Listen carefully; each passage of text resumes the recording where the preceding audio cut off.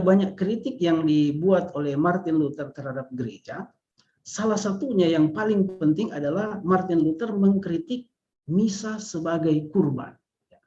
Ini kan pandangan gereja Katolik sejak lama, misa adalah kurban Kristus. Makanya kita sering menyebut kurban misa. Dan ini yang dikritik oleh Martin Luther. Nah, ini Bapak Ibu mesti jadi kurban misa. Jadi ini kan menjadi satu identitas misa Katolik. Dan justru hal yang sangat sentral ini dikritik oleh Martin Luther. Jadi semacam Martin Luther itu menembak jantung gereja. Ya. Jadi misa itu sudah menjadi jantung, dan misa itu di dalam pandangan orang Katolik itu adalah jadi pengorbanan Kristus. Nah, dan itu kelihatan dari gambar-gambar abad-abad pertengahan, bagaimana para pelukis itu menggambarkan ada perayaan misa lalu ada Kristus yang dikurbankan. Ini berkaitan dengan paham bahwa misa adalah kurban Kristus. Dalam sebuah artikel yang ditulis sendiri oleh Martin Luther, dia mengatakan begini, jika misa adalah kurban, maka misa merupakan kekejaman yang paling mengerikan. Luther mengatakan begitu. Padahal gereja Katolik sejak lama sudah mengakui bahwa misa adalah kurban. Ya, karena apa? Berarti bahwa imam yang mempersembahkan misa mempersembahkan kurban tubuh dan darah, mempersembahkan kurban tubuh dan darah Kristus. Jadi di dalam misa itu kurban Kristus disalib itu dihadirkan kembali. Nanti Konsili Trento juga akan menjelaskan. Jadi kurban Kristus di kayu salib yang satu kali untuk selama-lamanya dalam pandangan gereja Katolik itu dihadirkan kembali di dalam perayaan Ekaristi, cuma motifnya berbeda. Kalau kurban Kristus disalib itu berdarah, kurban Kristus di dalam perayaan Ekaristi itu tidak berdarah. Nah, ini pandangan gereja Katolik yang dikritik oleh Martin Luther. Nah, karena itu Konsili Trento ini berusaha untuk memberikan rumusan dogma tentang Ekaristi. Ini rumusannya tentang, ada istilahnya transubstansiasi, jadi perubahan roti dan anggur menjadi substansi tubuh dan darah Kristus. Tapi juga di dalam satu pertemuan Konsili Trento itu merumuskan tentang misa sebagai kurban. Nah, ini panjang sebenarnya. Ya, sebenarnya intinya begini, dari kutipan yang panjang ini dalam pandangan gereja Katolik begini. Misa sebagai kurban, dan ini sebenarnya reaksi kepada Martin Luther. Jadi reaksi kepada Martin Luther, jadi sekali lagi ini reaksi kepada Martin Luther yang menggugat paham gereja Katolik, paham misa sebagai kurban. Karena itu Konsili Trento mati-matian untuk membela, jadi mati-matian untuk membela, membuat pertahanan. Nah, Konsili Trento merumuskan begini, misa adalah kurban. Jadi kurban Kristus di kayu salib satu kali untuk selama-lamanya dihadirkan kembali melalui imam yang bertindak di dalam in persona Christi atau di dalam pribadi Kristus. Hanya beda, kurban Kristus di salib itu berdarah, sedangkan kurban Kristus di dalam misa itu terjadi atas cara yang tidak berdarah. Nah, ini tentu pemahaman tentang kurban misa yang tentu sampai sekarang tidak dihapus, ya. Tapi nanti kita akan lihat di dalam gereja Katolik kan ada yang namanya perkembangan ajaran. Nah, jadi penekanan yang sangat kuat kepada misa sebagai kurban itulah yang mempengaruhi penyusunan misa Tridentinum ini. Jadi misa Tridentinum itu memberikan penekanan yang sangat kuat kepada pemahaman misa sebagai kurban, ya, sangat kuat. Bahkan di dalam pemahaman kita sekarang kadang-kadang terlalu berlebihan. Tetapi pada waktu itu tentu sangat cocok. Karena apa? Karena ini melawan Protestantisme, melawan Luther yang menginjak-injak misa sebagai kurban. Karena itu dimunculkan sebuah tata perayaan atau sebuah tata perayaan Ekaristi, sebuah bentuk Ekaristi yang dari awal sampai akhir itu menonjolkan misa sebagai kurban. Nah, ini misa Tridentinum ini sekali lagi memberikan penekanan yang sangat kuat, bahkan sekali lagi dalam pandangan kita sekarang sangat berlebih-lebihan terhadap aspek kurban dari perayaan Ekaristi. Nah, apalagi misa Tridentinum ini lahir dan berkembang dalam mentalitas pada waktu itu, itulah liturgi klerus. Jadi pada waktu itu berkembang satu pemahaman bahwa liturgi itu milik imam, milik klerus. Jadi imam sebagai minister publikus atau pelayan itu mempersembahkan kurban. Karena itu kehadiran umat itu tidak harus umat itu hadir. Nah, itu mentalitas pada waktu itu. Nah, karena itu dikatakan, jadi hanya imam yang memiliki kuasa untuk merayakan kurban misa. Bahkan karena imam yang punya kuasa di dalam misa itu, contoh misalnya teks atau teks-teks misalnya Gloria atau Credo hanya sah jika diucapkan oleh imam dengan berbisik-bisik, biarpun teks itu sudah dinyanyikan oleh kor atau umat. Nah, itu tentu dalam pandangan kita sekarang kan lucu ya. Jadi dulu biarpun Gloria sudah diucapkan oleh imam, oleh umat, itu belum sah. Mesti diucapkan oleh klerus, biarpun berbisik-bisik baru itu sah. Ya. Nah, apalagi liturgi itu kan dalam bahasa Latin dan membuat semakin banyak orang merasa asing dengan liturgi, tidak mengerti apa yang dibuat, sehingga apa yang terjadi ketika imam merayakan Ekaristi, maka umat di tempat duduk mempraktekkan devosi selama misa. Jadi orang tidak mendoakan misa tetapi berdoa di dalam misa. Ini tentu situasi yang terjadi. Apalagi misa Tridentinum ini bentuk dasarnya adalah misa diam. Jadi misa ini sebenarnya disusun berdasarkan tata perayaan misa oleh seorang seremonarius namanya Johannes Burckhardt dari Strasbourg. Jadi misa Tridentinum ini mengambil model dari tata perayaan misa menurut penggunaan kuria Romawi. Karena itu bentuk misa ini misa klerus, bukan misa untuk imam. Jadi misa pribadi, misa solitaria. Dan saya menyinggung ini kenapa? Karena ini kita akan melihat perbedaannya dengan misa Konsili Vatikan II. Titik berangkatnya beda. Kalau misa Tridentinum titik berangkatnya adalah misa diam, misa klerus. Sedangkan Konsili Vatikan II bentuk atau bentuk dasar dari misa adalah bukan misa diam, tetapi ada yang disebut dengan misa cum populo, misa bersama umat. Nah, ini saya lewatkan ini saja. Lalu pertanyaannya, apa yang salah dengan misa Tridentinum? Tentu tidak ada yang salah, tidak ada yang keliru. Keindahan dari perayaan misa ini sungguh luar biasa. Saya sendiri suka mengikuti itu. Saya punya buku banyak tentang misa Tridentinum. Bahkan selama 4 abad ini sudah menjadi sumber hidup rohani di mana para imam dan umat berimam menimba hidup rohani. Sungguh luar biasa misa Tridentinum ini.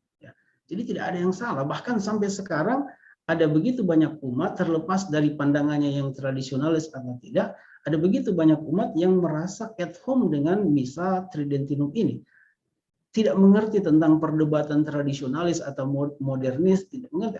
Saya kenal ada begitu banyak umat yang merasa bahwa mereka merasa at home, merasa kerasan dengan misa Tridentinum ini. Jadi sebenarnya tidak ada yang keliru. Hanya Bapak Ibu, saudara-saudari, kita harus menyadari bahwa zaman itu berubah.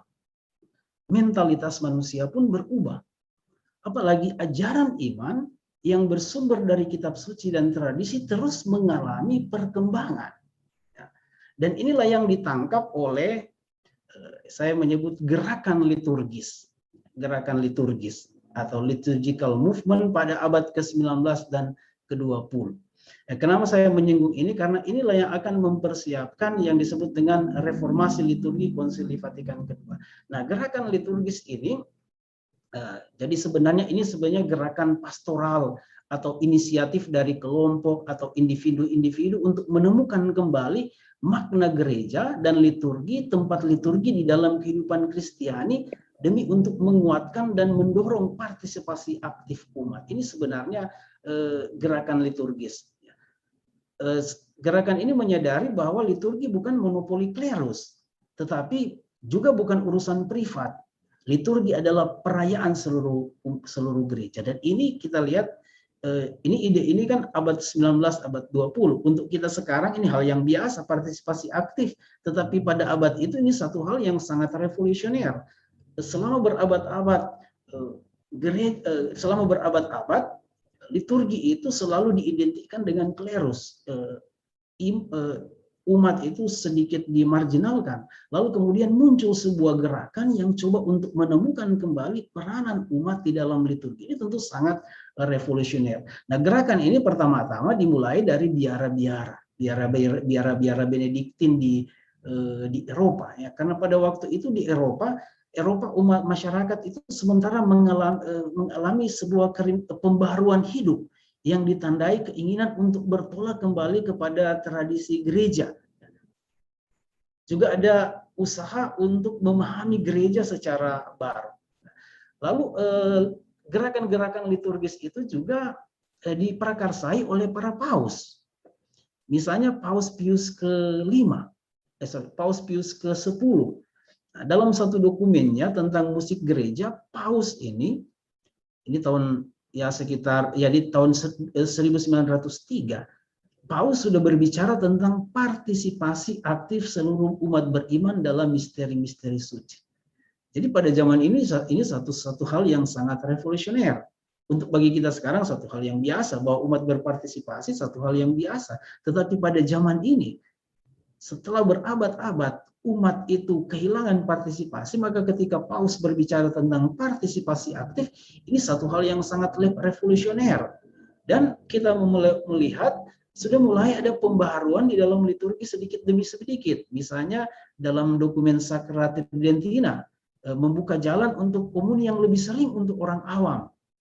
Berabad-abad umat itu menerima komuni, ya mereka ikut misa tetapi tidak menerima komuni. Komuni hanya paling Natal atau Paskah. Makanya ada aturan sambutlah komuni sekurang-kurangnya Natal atau Paskah.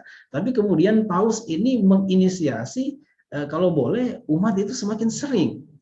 Bahkan dalam satu dokumen Quam Simulari, Paus Pius ke-10 ini yang mencoba mendorong supaya anak-anak komuni pertama itu pada usia dini, usia 7 tahun. Jadi kalau misalnya sekarang satu hal yang biasa ya anak-anak komuni pertama. Ini sebenarnya jasa dari Paus Pius ke-10 ini. Dulunya tidak ada. Nah, juga ini satu paus yang terkenal, Paus Pius ke-12. Dalam ensikliknya Mediator Dei juga berbicara tentang umat beriman mengambil bagian di dalam kurban. Jadi idenya itu sama. Jadi sekarang sudah ada keinginan, ada semacam satu revolusi atau pembaharuan mentalitas bahwa di dalam liturgi umat itu bukan penonton bisu, tetapi mesti umat itu diajak untuk mengambil bagian di dalam perayaan liturgi. Sekali lagi untuk kita sekarang satu hal yang biasa, tapi pada zaman ini satu hal yang sangat revolusioner. Jadi Paus Pius sudah mulai berbicara tentang itu. Nah, Paus Pius ini juga banyak membuat pembaharuan di dalam liturgi, ya. Bahkan dia membentuk satu komisi yang namanya Komisi Pius, dan untuk membuat pembaharuan liturgi, dan salah satu hasil dari pembaharuannya adalah merestorasi atau menghidupkan kembali perayaan Vigili Paskah dan perayaan Pekan Suci.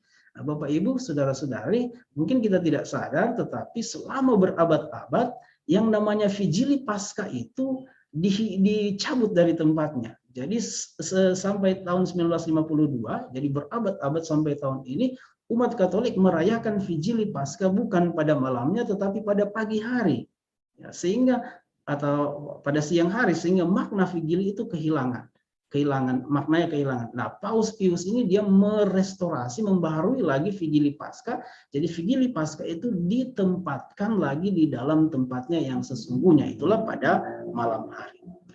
Nah, juga pada waktu itu muncul begitu banyak kongres liturgi internasional, dan salah satunya adalah kongres di Assisi yang pada waktu itu sudah berbicara tentang penggunaan bahasa lokal.